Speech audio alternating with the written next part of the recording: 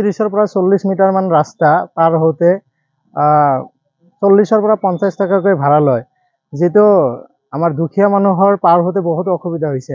আগতে মোৰ বয়স ধৰক 25-26 মান হৈছে, নগৰপাৰা বজাৰত আহিছোঁ 4-5 বছৰ আগতে কিমান মানুহ দেখা পাইছোঁ।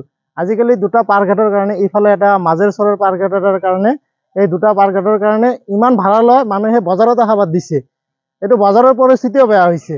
লগতে আমি যে 50 টকাকৈ ডেইলি ভাড়া দিম, সেইটো আমাৰ মানে অসুবিধা হৈছে, যে ইমান অসুবিধা হৈছে, ইনকামে নাই মানুহৰ যে ডেইলি 50 টকা ভাড়া দি নগৰপাৰাত যাব আহিব, বা আৰু যিবিলাক দুখীয়া মানুহ আছে সিহঁতৰ পৰা ডেইলি 50 টকাকৈ ভাড়া লয়। চাওক, মাত্ৰ 30 মিটাৰ ৰাস্তা, এই 30 মিটাৰ ৰাস্তাৰ কাৰণে আমি ইমান ভাড়া দিব লগা হৈছে।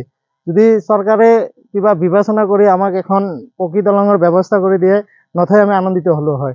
ধন্যবাদ। বাইকত 15 টকা, মানুহ এজনৰ 5 টকা 20 টকা হয়। দুইপাৰ হলে 40 টকা এখন বাইকত। এটা কিমান জায়গা হ'ব, কিমান ডিসটেন্স, কিমান নদী আছে, এটা কিমান ডিসটেন্স কিমান হিচাপ কৰা নাই আৰু নদীটো হিচাপ কৰা নাই। ছবিটো এটা আইডিয়া এইটো সাৰ্ভে যে হৈছে, সাৰ্ভেটোৰ মতে কিমান এতিয়ালৈকে তাৰমানে আমি হিচাপ কৰা নাই কিমান মিটাৰ হয় কি কথা। জল পৰিবহন বিভাগে সাৰ্ভে নিৰ্ধাৰণ কৰি দিছে, সেইটো সাৰ্ভেটো কিমান এইটো কিমান হ'ব এতিয়া আৰু সেইখিনি এইখিনি জায়গা বেছি নহয়, এইখিনি জায়গা মই আপোনাক সুধিছো কিমান মিটাৰ হ'ব বা কিমান কিলোমিটাৰ হ'ব, যিখিনি মিটাৰ হ'ব আপোনালোকেতো জানাই ডিসটেন্স কিমানখিনি আছে। সেই হিচাপত আভ্যন্তৰীণ জল পৰিবহণ ৰেট কিমান আছে? এইখিনি আছে। আপোনাক মই ৰিচিপ্ট দিলো নহয়, আপোনাক ৰেটটো আছে তো, আপোনাক সুধিছো। ৰিচিপ্টটো আপোনাক দিলো নহয়, 15 টকা এখন বাইকৰ। সেইটো আছে নে আপোনাৰ ৰেটটো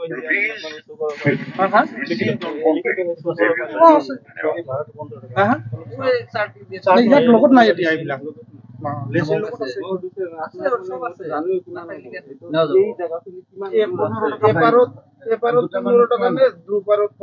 দুইপাৰত আপোনাৰ 30 টকা হয়, এপাৰত 15 টকা বাইকখনৰ।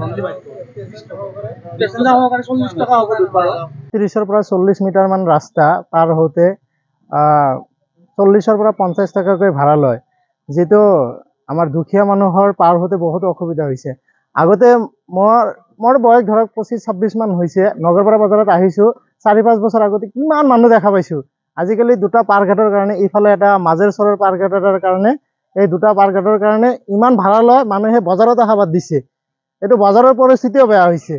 লগতে আমি যে 50 টকাকৈ ডেইলি ভাড়া দিম, সেইটো আমাৰ মানে অসুবিধা হৈছে, যে ইমান অসুবিধা হৈছে, ইনকামে নাই মানুহৰ যে ডেইলি 50 টকা ভাড়া দি নগৰপাৰাত যাব আহিব, বা আৰু যিবিলাক দুখীয়া মানুহ আছে সিহঁতৰ পৰা ডেইলি 50 টকাকৈ ভাড়া লয়। চাওক, মাত্ৰ 30 মিটাৰ ৰাস্তা, এই 30 মিটাৰ ৰাস্তাৰ কাৰণে আমি ইমান ভাড়া দিব লগা হৈছে।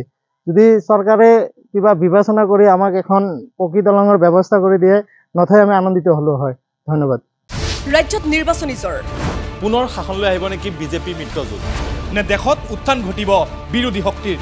অসমৰ 14টা লোকসভা সমষ্টিৰ প্ৰতিটো আপডেট ক্ষিপ্ৰতাৰে 2024 নিৰ্বাচনৰ সৰ্ববৃহৎ কাভাৰেজ, টাইলাইটৰ প্ৰতিটো ইলেকশ্যন কাভাৰেজ আগবঢ়াব ষ্টাৰ চিমেণ্টে।